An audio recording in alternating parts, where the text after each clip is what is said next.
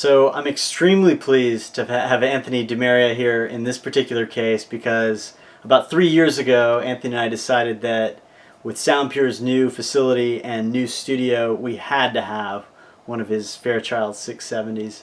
And so finally, because the amount of work that goes into these things, both tracking down the parts and ultimately putting them together, we're able to take delivery of one today. It's a really special day for us because well, a lot of people consider the Fairchild 670 the ultimate holy grail of compressors, basically the best compressor ever built.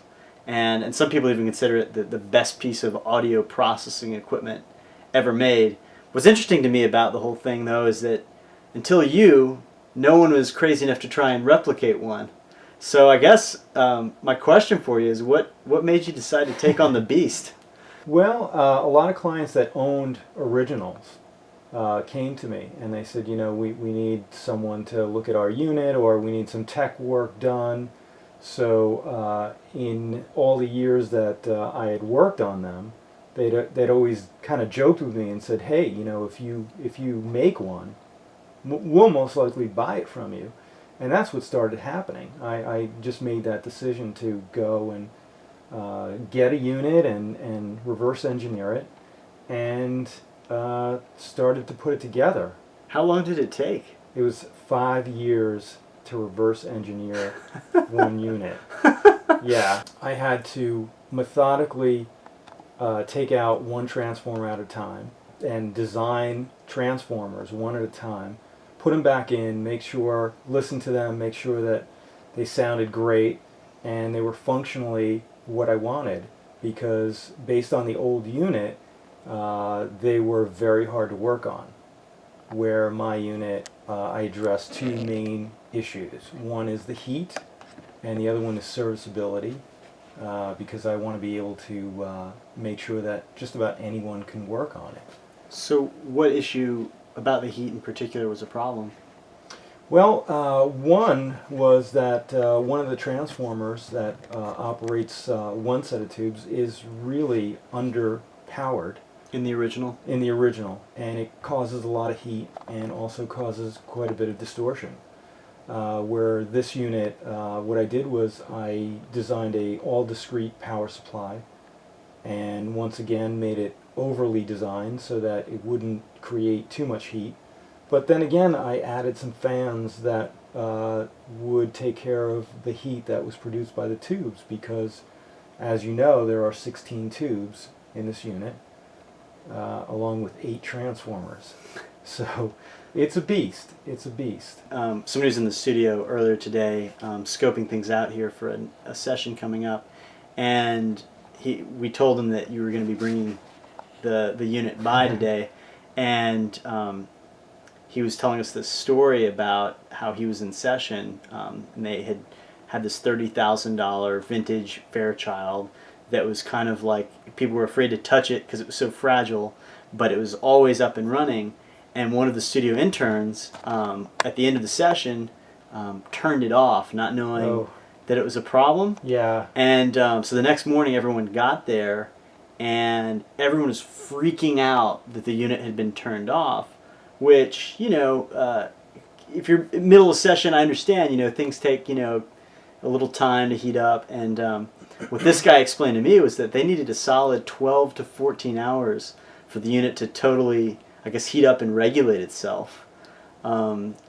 Is that the kind of problem that even the rebuilds have? No, absolutely not. This unit takes about 20 minutes to warm up.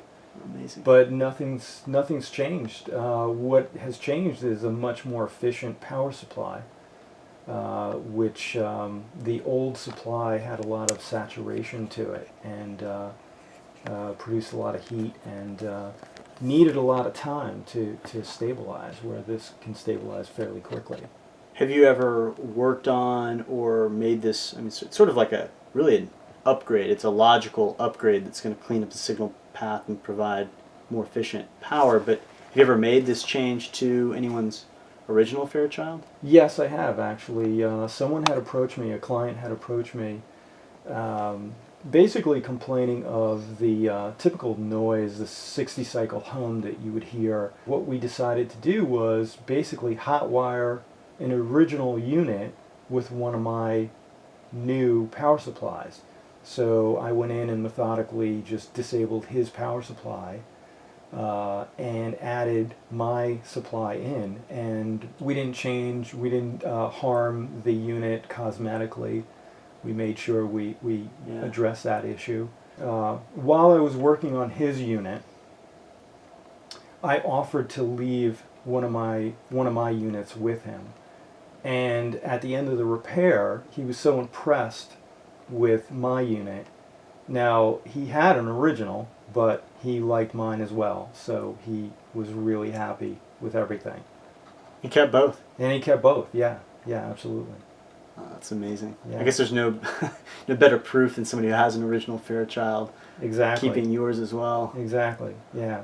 And the other part of it is, too, that a lot of original owners have been contacting me, and if they're in need of parts like transformers and what have you, they're coming to me because all of my transformers are interchangeable with the original unit. Our lab, our philosophy has always been to maintain and carry forward the design that was originally conceptualized, and making sure that everything stays authentic regardless of price. Well, I mean, a lot of people, when I told them that I was going to spend $19,000 on a single compressor, they just sort of like laughed in a way in my face. I mean, having heard one of these in one of the studios that you delivered one to, I don't know, I knew that I actually had to have one. But